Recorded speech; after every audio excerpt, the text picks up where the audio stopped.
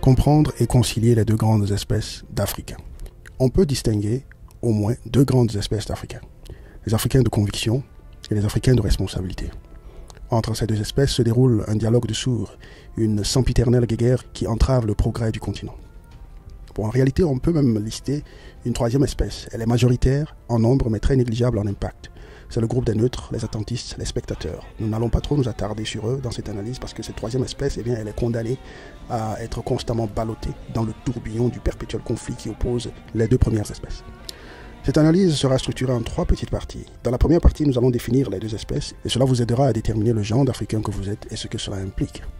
Dans la deuxième partie, nous allons démontrer comment l'antagonisme entre ces deux espèces devient paralysant et néfaste lorsqu'une société n'est pas libre d'opérer ses choix en toute liberté et en toute souveraineté. Et dans la troisième partie, nous allons démontrer comment une complicité entre ces deux espèces peut contribuer à l'avancement du peuple africain.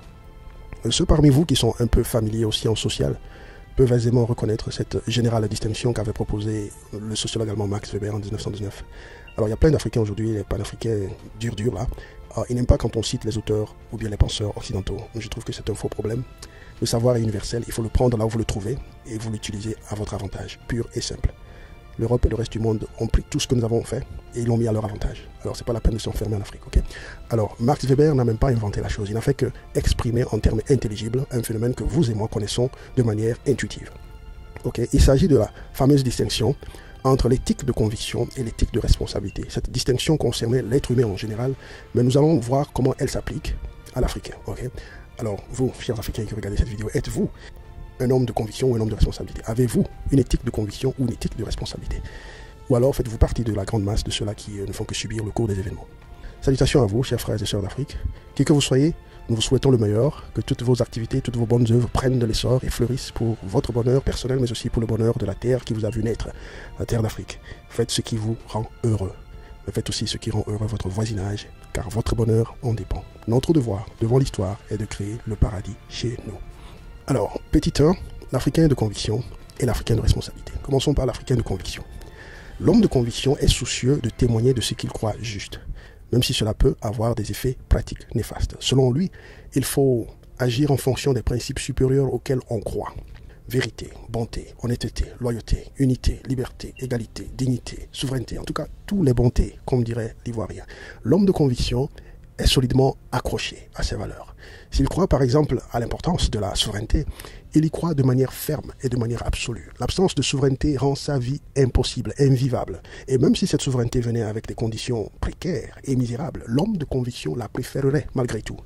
Les hommes de conviction sont généralement, mais pas exclusivement, mais sont généralement des artistes, des journalistes, des syndicalistes, des activistes, des leaders des mouvements de libération, et quelques rares religieux, parce qu'on sait un peu ce que ces religieux font ces temps-ci. Alors, pour l'éthique de conviction, ce qui prime, ce n'est pas le triomphe matériel d'une valeur, mais c'est le respect pur et simple de cette valeur.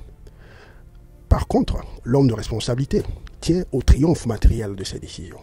Il tient à s'assurer des effets positifs de ses actions. Dans chaque circonstance, l'homme de responsabilité s'efforce de calculer à l'avance les éventuels contre-coups de ses actions et il agit en fonction de cela. Selon lui, il faut agir en fonction des conséquences concrètes que l'on peut raisonnablement prévoir. On peut à la limite dire que l'homme de responsabilité est pragmatique, utilitariste. On retrouve facilement les Africains de responsabilité à des postes directionnels, ministériels, présidentiels, etc. Pour eux, honnêteté, unité, liberté, égalité, dignité, souveraineté, tout ça là, non. Respect de la vie humaine, c'est pas des faits en soi. À quoi me sert la souveraineté si je dois y perdre mon confort? À quoi me sert le respect de la vie de mon semblable si cela devrait compromettre ma position? Voilà un peu comment résonne l'éthique de responsabilité. Ce qu'il y a d'intéressant, c'est que ces deux lignes de conduite ne sont pas toujours rigides. Elles ne sont pas mutuellement exclusives. En tout cas, pas nécessairement. Les hommes de conviction ne sont pas dépourvus de responsabilité et les hommes de responsabilité ne sont pas absolument dépourvus de conviction.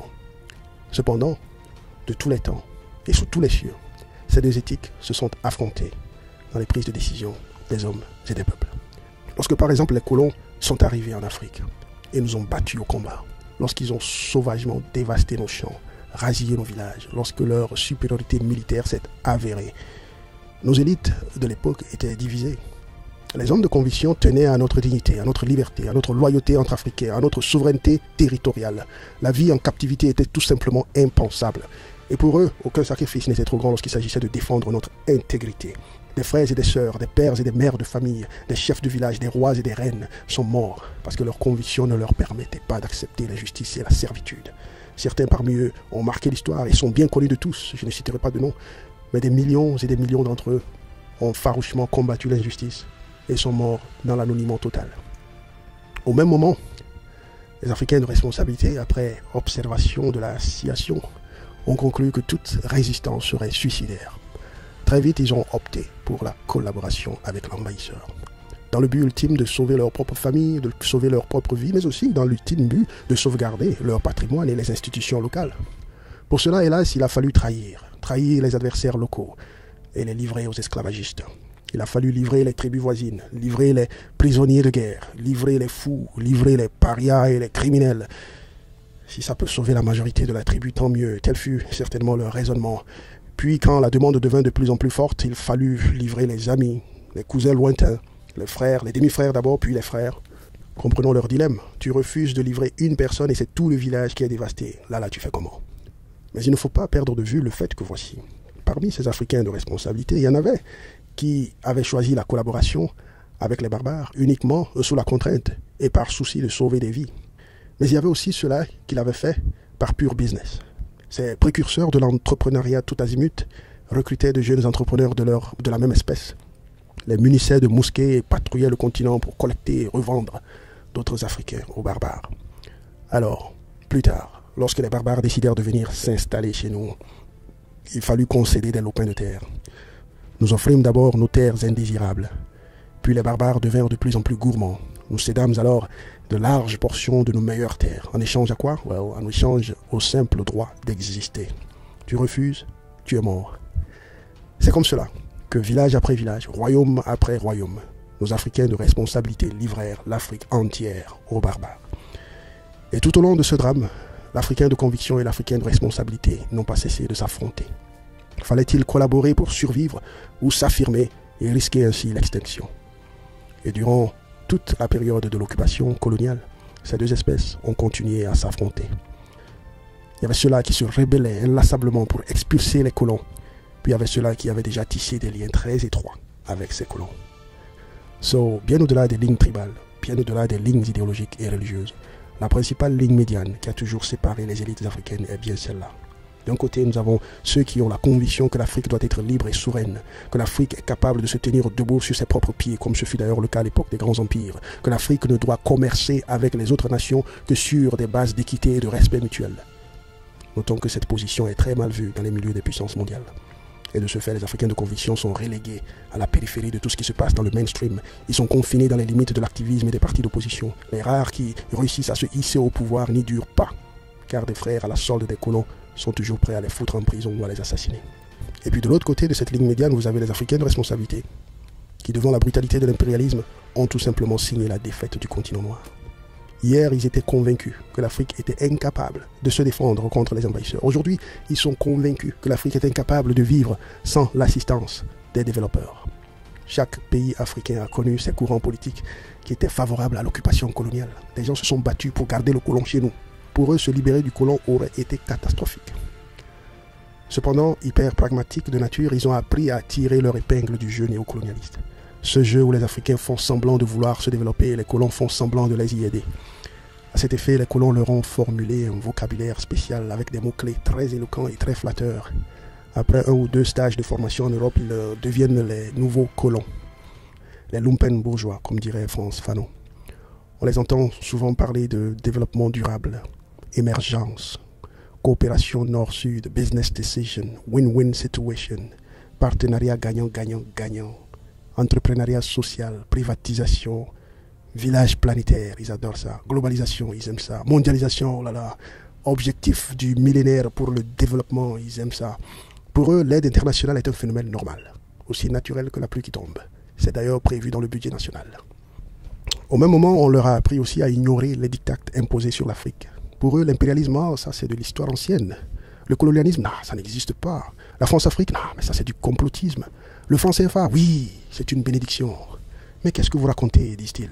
Les indicateurs économiques, taux de croissance, PIB et consorts sont favorables. L'Afrique est libre et maîtresse de cette terre et de ses ressources. Les contrats commerciaux entre nous et les Blancs sont transparents et équitables. Et puis toute évocation de l'assujettissement passé et présent du continent noir est traitée d'auto-victimisation et tournée en ridicule. La vérité, c'est que les Africains de responsabilité ont réussi à se tailler une place dans le système d'exploitation orchestré par l'oligarchie occidentale. Ils ont évolué, ils sont civilisés, ils sont très malins. Ils ont réussi. Et c'est eux seuls qui ont le droit d'administrer le continent. Le hic, c'est qu'ils ne le font pas nécessairement au profit du continent. L'Afrique, vous ne le dites à personne, appartient à l'Europe, c'est-à-dire qui possède les mines, qui possède le pétrole, qui possède les produits agricoles, qui possède l'immobilier, l'Europe. L'Afrique, elle appartient à l'Europe, parce que c'est complètement naturel. Le Gabon sans la France, c'est une voiture sans chauffeur. Mais cette position entre éthique de conviction et éthique de responsabilité n'est pas exclusivement un problème africain. Ultimement, nous verrons que ce n'est même pas un problème en soi. Parce que dans un climat de liberté individuelle et de justice sociale, les débats entre hommes de conviction et hommes de responsabilité sont souhaitables parce qu'ils ne peuvent que générer du progrès. Cet antagonisme ne devient réellement malsain que lorsqu'il y a une certaine absence de liberté, lorsqu'il y a une oppression. Et c'est cela qui nous envoie à la deuxième partie de cette présentation. Lorsqu'une nation vit sous domination, ces forces vives, réparties entre éthique de conviction et éthique de responsabilité, eh bien ces forces s'anéantissent mutuellement. Leur confrontation cesse d'être une dialectique constructive, elle devient une guerre fratricide qui profite à l'oppresseur. C'est exactement ce qu'a connu la France pendant l'occupation allemande, et je prends cet exemple à dessein. La résistance contre la collaboration. Pendant que les hommes de conviction tenaient à leur souveraineté, les hommes de responsabilité avaient déjà capitulé et s'étaient mis à la disposition des forces nazies. Ce fut la fameuse opposition entre la résistance et le régime de Vichy, du maréchal Pétain. Un exemple classique qui illustre très bien l'un des effets les plus néfastes de toute colonisation.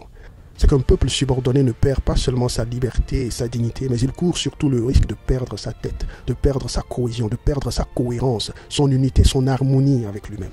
Il y a une flambante dissonance cognitive qu'on retrouve dans tous les actes quotidiens des colonisés, où les gens font exactement le contraire de ce qui les arrange. Dans ces conditions, la diversité des talents et des idéologies ne concourt plus au bonheur du peuple. Au contraire, elle anéantit le peuple. C'est un peu comme ce qui se passe dans votre sang quand vos globules blancs vont en guerre contre vos globules rouges. C'est la mort certaine. On perd l'azimut, on perd l'objectif fondamental, on perd le big picture, qui est de maintenir le corps entier en bonne santé. On gagne des petites batailles entre voisins, mais on perd le grand défi du bien-être commun. D'où l'importance de ne jamais perdre de vue l'intérêt du continent, quand bien même vous êtes à la poursuite de votre intérêt individuel. Alors, troisième et dernière partie. Comment est-ce que nos hommes de conviction et nos hommes de responsabilité peuvent travailler en complicité pour relever le continent? Nous avons à cet effet des propositions très simples et très concrètes à faire, mais cette vidéo se fait déjà longue. Et d'autre part, nous voudrions bien enrichir cette dernière partie avec des idées et suggestions émanant de vous, chers frères et sœurs d'Afrique. Envoyez-nous donc vos pensées et commentaires sur la page Facebook de Vision US Africa, Vision United States of Africa. Nous nous en inspirerons pour mieux élaborer la conclusion de cette analyse. D'ici là, portez-vous bien et n'oubliez jamais ceci, l'Afrique doit au monde une révolution.